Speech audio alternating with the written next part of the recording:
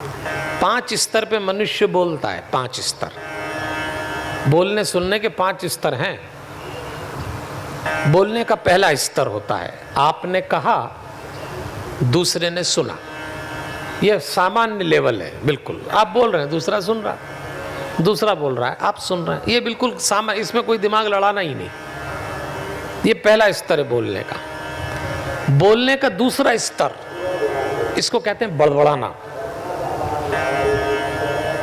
ये सास बहू के बीच में ये वाला लेवल बहुत चलता है, बड़बड़ाने का। इसने बड़बड़ाया, उसने बड़बड़ाया, सुना नहीं सुना, हमको लेना देना, बड़बड़ कर, जाते जाते ठोक गए, निकलते निकलते कुछ बोल दिया, अभी भी बड़बड़ाते हैं। ये दूसरा स्तर, इसको कहते हैं बड़बड़ाना। तीसरा स्तर होता है सज्जनों देवियों, प्रतिक्रिया करके बोलना। आपको किसी ने कुछ बोला तो आप उसकी रिएक्शन में जरूर बोलेंगे, ऐसा नहीं कि शांति से सुन लेंगे, जरूर बोलेंगे। ये बोलना नहीं, ये रिएक्शन है, ये तीसरा स्तर है।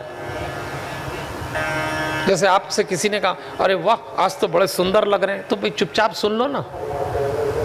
तो क्या रोज नहीं लगते? ये एकदम रिएक्शन, बोलना ही है। नहीं हम तो हमेशा सुंदर ही लगते हैं, तुम तो तुम्हारी देखो, पहली रिएक्शन। कई लोग बिना रिएक्शन दिए चुप रह ही नहीं सकते, हर बात में उत्तर देंगे। उसमें हम लोग और आप भी शामिल हैं। आप बात करके देखिए, तुरंत उत्तर, बात कर तुरंत, ये प्रतिक्रिया, ये तीसरा स्तर है बोलने का। एक चौथा स्तर होता है समझाना।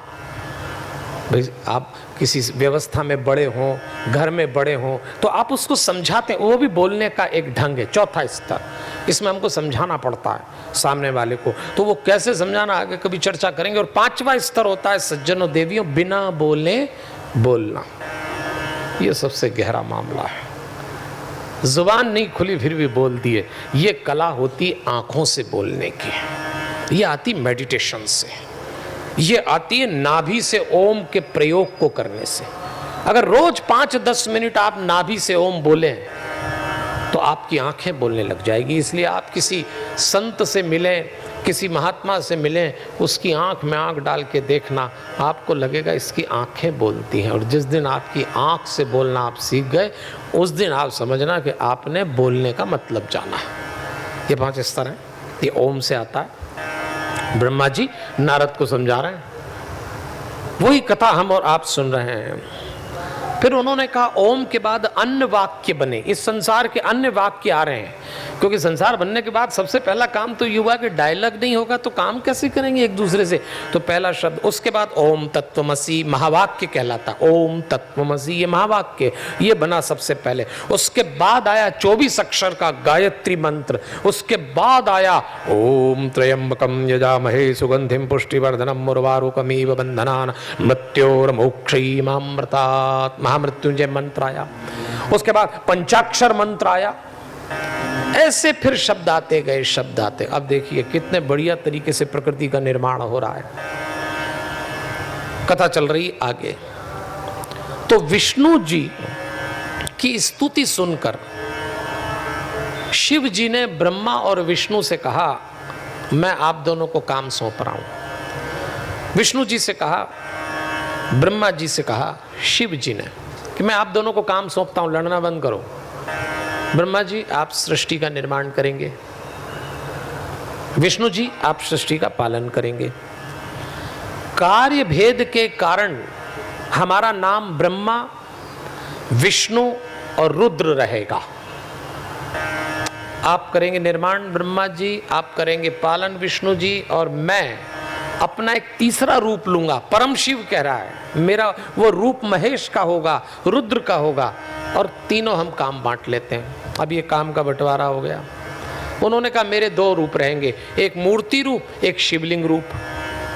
अब ये काम का बंटवारा, अपने अपने काम से लग जाओ।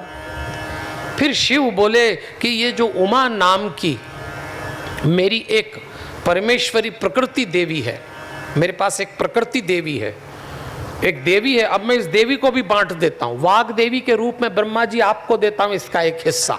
ये वाग देवी सरस्वती ब्रह्मा जी को दे दी गई। इसी शक्ति का एक हिस्सा लक्ष्मी बना के आपको देता हूं, नारायण जी आप ले जाओ। और काली के रूप में इसी शक्ति को मैं अपने पास रखूंगा जो मेरे साथ काम करेगी, जो रुद्र को मिलेगी। तो अब चूंकि संसार बन गया, शब्द बन गए, काम का बंटवारा हो गया, तो एग्जीक्यूशन कैसे करेंगे? कोई पावर तो चाहिए, कोई शक्ति तो चाहिए, तभी तो काम होगा। तो उन्होंने कहा ठीक है, फिर शक्ति के भी 3 हिस्से कर दिए, सरस्वती, लक्ष्मी और काली, 3 देवियां बन गई। इसीलिए नारी शक्ति आप कहते हैं ना, हम लोग हमेशा स्त्रियों को देख के कहते हैं मातृ शक्ति, नारी शक्ति, ये शक्ति वहां से आई है। इसीलिए शक्ति स्त्री के साथ जोड़ा है, पुरुष के साथ नहीं जोड़ा, क्योंकि पुरुष तो तैयार हो गए थे 3, ब्रह्मा, विष्णु और महेश, पर करें क्या पुरुष बिना शक्ति के? इसलिए शक्ति के भी 3 रूप है, इसलिए पुरुष बिना स्त्री के कुछ कर नहीं सकता, इसलिए स्त्री को शक्ति कहा।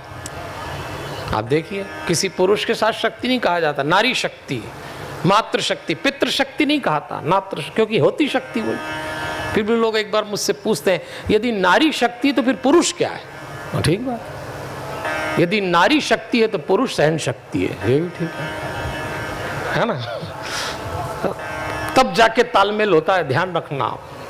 शक्ति के सामने शक्ति चलेगी तो युद्ध होगा, शक्ति के सामने सहन शक्ति आ जाएगी, तालमेल ठीक ठाक हो जाएगा। शिव पुराण समझा रहा है आपको, कथा आगे चलती है। इन सब का निर्माण हो गया।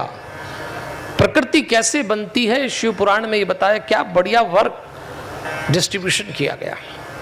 भाई जिसका जो काम है, आप आज यही तो मैनेजमेंट है, आज क्या सिखाया जाता है भाई, ऐसे क्रम से काम। अब देखिए हमारी प्रकृति क्या बढ़िया तैयार हुई है, अब उनको कहा अपने अपने काम पे लग जाओ।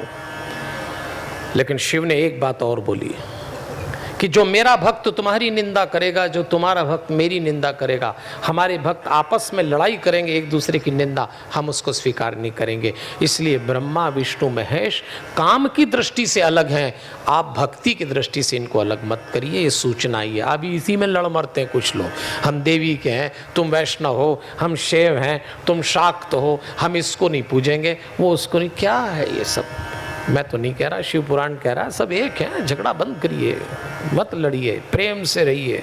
उन्होंने तो कहा एक दूसरे की निंदा मत करें। रुद्र भक्तो नरो यस्यम तव निंदा करिष्यति, निंदा बिल्कुल न करें।